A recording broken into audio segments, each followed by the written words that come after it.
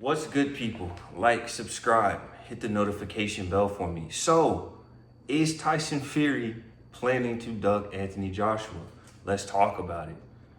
So, we've seen in recent days a lot of reports about Tyson Fury potentially planning to shift from Queensberry to Zuffa Boxing. Now, some of it's kind of confusing because all of the promoters now are intertwined.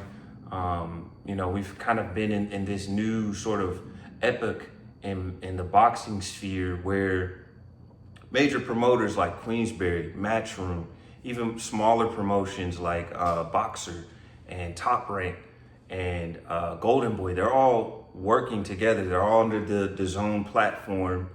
And they've been working together basically because of the financial prowess of Turki Al-Sheikh, who has been the chief financier for some of these mega fights that we've been enjoying really since like late 2023, so we've kind of been spoiled as boxing fans, getting a lot of really good matchups, good fights, especially, the undercards for the Bivol fights and, the big heavyweight fight with AJ and Otto Wallin and all the fights on that undercard. So we've really been enjoying this new epic, but it seems to be shifting. And the biggest shift is the fact that Dana White is now entering the boxing sphere, and he's being extremely aggressive in recruiting names in the sport, names who are, stars and guys who are only really known to like the hardcore audience, like your Jai Alpatayas of the world, right? Or even a Shakur Stevenson, right? Most casual fans don't follow them that closely. Casuals in America don't know who Conor Benn is, right? The UK, obviously, he's a pretty big name over there, but not here in the States. He's not well known. He'd just be a black dude with blonde hair. But the fact that they're potentially getting Tyson Fury is honestly troubling for me, because I'm trying to figure out how this is going to make the AJ fight come to fruition, right? If AJ's already signed and Tyson Fury has allegedly signed, and there's also reports that Eddie Hearn put in the contract that he will not work with Dana White. So it seems to me that involving Dana White in this picture will just make the AJ fight more difficult to make, because now they'll have to rearrange the contracts. Now, maybe we don't know if Frank Warren is finally being cut into the TKO promotion. I know this is all very convoluted. I frankly am kind of confused myself, and I follow boxing, right? But, maybe Frank Warren is being cut in because he is, at loggerheads with TKO, because he thought he was going to get cut into the promotion, and they're not playing ball.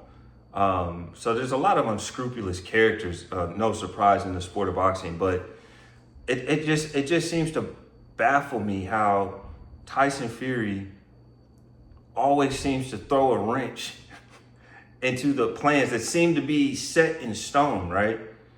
They seem to be set in stone. Him and AJ have agreed to fight. AJ's gonna have the warm up, and then they're gonna fight supposedly in November, right? I think it's fair for AJ to have a warm up, even though I'm kind of annoyed by that. Like, dude, you've been boxing damn near 20 years. You should know how to get ready for a fight. But if he feels like he needs to have this warm up fight to get prepared, so be it. He should beat this Prenga guy pretty easily. If he can't beat this guy, he should just retire. Like, I'll say that. Now telling somebody to retire actually makes sense. But, for me, Tyson Fury is it seems like he's planning to do a 180 and not fight AJ and come up with some ridiculous, excuse where he gaslights the public and acts like everyone who's criticizing him is the issue and that it's all AJ's fault. Somehow, some way, it's AJ's fault and AJ doesn't want to fight him, even though all the evidence suggests that AJ has made effort after effort after effort to make this fight with Fury. And I stand by that. right? Going back to 2021, right? It's crazy that's 5 years ago now. Crazy how time flies. But 2021, AJ signed to fight Fury. And then at the last minute, Tyson Fury, Bob Arum, and Frank Warren says, oh, sorry guys, we lost the arbitration dispute with Deontay Wilder, so we have to go fight Wilder instead. And then AJ had to fight Usyk, and the fight never happened, right? And people say, well, them losing the arbitration, that's not their fault. You know, that's the ruling of the arbitration judge. True, but they had to have a suspicion, especially someone like Bob Arum, who's a Harvard-trained lawyer, right? Who worked on Wall Street for years before he got into the boxing promotion business, right? So this man has a lot of experience with contractual disputes, with arbitration disputes. I find it very difficult to believe that that man had no idea that the arbitration might fall on Deontay Wilder's side, right? He's well-versed in the law, well-versed in contracts, well-versed in boxing contracts. So he had to have an inkling that they might lose, but they still made the fight anyways, right? Negotiating in bad faith, not honoring agreements, not following through with agreements, not sharing all pertinent information with parties involved, right? They intimated to Eddie Hearn and to AJ that the arbitration wouldn't be an issue. And then they didn't want to pay Deontay Wilder the step-aside money. So they're really not people who can be trusted to negotiate in good faith. And for me, the bottom line is I just feel like Tyson Fury doesn't want to find out. Like I said from the beginning, Fury versus AJ is a 50-50 fight. Again, go watch my previous video on all the lies that Simon Jordan and the propagandists at TalkSport have been telling for years about Tyson Fury and Anthony Joshua, right? But I stand by the fact that this is a 50-50 fight. But I think Tyson Fury's ego just can't handle the thought of losing to AJ, because he could lose this fight, right? And I don't think it's just AJ lands a punch out of the blue. Like, enough with that nonsense. If Francis Ngannou and Deontay Wilder, who are the most unskilled boxers I've ever seen, especially Wilder, if they can click Fury and put him down, why would AJ not be able to? AJ's far more skilled than both of them combined. It's not even close. AJ's way more skilled. He's more athletic. He's well preserved, right? Yeah, he took some damage. He had a rough fight against Dubois, but because he takes care of himself, I still feel like he has some good fights left in him. And I think Fury is concerned, you know? How bad was that spar? We don't know, right? Sometimes spars do actually matter, right? AJ Dubois is a great point, right? It's widely reported that Daniel Dubois iced AJ in sparring 10 years before they fought, right? Frank Warren signed Daniel Dubois because of that rumor, right? Because he had knowledge that Dubois smoked AJ in sparring. And you could tell that AJ was all out of sorts. He was nervous and intimidated. He tried to intimidate Dubois. It didn't work. Then he started acting weird, asking the audience the day before the fight to pray for him. You know, so he has this conflicting energy of someone who is scared, someone who is nervous, someone who is fearful. And I just wonder if deep down in the deepest recesses, of Tyson Fury's mind, is he worried about what might happen? Is he more comfortable with the AJ fight just always being a hypothetical?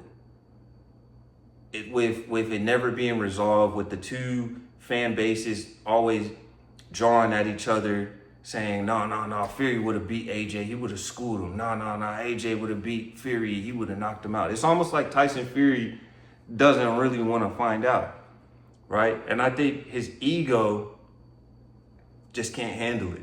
And I think his fan base, they're starting to get worried. They're starting to get nervous, right? When, you know, you're seeing them manage expectations now, right? You're seeing the sycophants like Simon Jordan or even Paul Smith, all of these pro-Fury pundits are managing the expectations already, right? Before, it was a fait accompli that Tyson Fury was just going to school AJ with the jab and knock him out, right? Now it's, well, Tyson Fury has declined. Oh, well, AJ might catch him. Well, Tyson Fury's legs aren't the same that they used to be. And Tyson Fury's taking a lot of damage, right? So he's not in his prime, even though him and AJ are basically the same age. They're like less than a year apart in age, right? So they're already trying to lower expectations. They're already trying to say, well, Tyson Fury's not in his prime anymore. Because at the end of the day, they're kind of nervous because they've talked so much shit the last 10 years. I don't think they'll be able to handle AJ losing. Like, do I want AJ to win? Yeah, I want him to win. I don't make that a secret. I don't hide that on this channel. Like, I support fighters. I root against other fighters. Like, I'm a fan who just decided to make a YouTube channel. I'm just some regular dude here in the US, right? So, right, if AJ loses, it's not the end of the world to me. Yeah, I'll be bummed out. I'll be like, dang, I wanted AJ to win. But my pride as a man won't be totally destroyed, right? I won't feel emasculated because a guy I rooted for lost to a fighter that I don't care for. Like, hey, they fought, they threw hands. Tyson Fury knocked AJ out. I'll say, hey, chapeau, bon travail. You were the better man. It is what it is. Like, but Tyson Fury fans are so sycophantic. Like, their identity is tied to this man. Their entire sense of worth, in a sense, is tied to this man. And because they've been so adamant that Tyson Fury would beat AJ with one hand behind his back, the fact now that it's actually time to put their money where their mouth is and actually show up and deliver and prove that what they've been saying is true, all of a sudden they're getting cold feet. And that's what I think it is. Like, there are rumors that he's gonna fight this Nelson Heisa guy. I guess he's Albanian as well, undefeated, big puncher. So maybe Fury wants more reps against a guy who is big and strong, but not that skilled, so he can get accustomed to dealing with the power or whatever, dealing with the size. And then after that, there's rumors that he might actually just sidestep AJ and go and fight Caballero. Like, so on the surface, yeah, as of right now, it's a more credible fight, even though, like, Caballero's resume really ain't all that. Like, and I think Caballero is deserving of that title shot. And if he doesn't get a title shot soon, I think Usyk should vacate and he should be elevated to champion. But I mean, his resume isn't just like stellar. So, like, do I think as of right now it's a more credible fight in the present moment? Yeah. But the Joshua fight is gonna make you way more money. And again, from what the Fury fans are saying, it's a much easier fight. I don't think it is. I think Caballero has good attributes. I don't know if he would have the head movement to deal with Fury's jab. And because he's shorter, he's going to be coming in at an angle like where Fury can see him. He can use the length, use his reach. Like, Caballero's not that fast on his feet. He's not like Usyk where he's just twinkle toes. Like, he's got good footwork for a big guy, but he doesn't have incredible footwork to me. And he's predictable. Caballero, the reason why I think a lot of people are overrating him, Caballero throws the same combination 2 times in a row, often.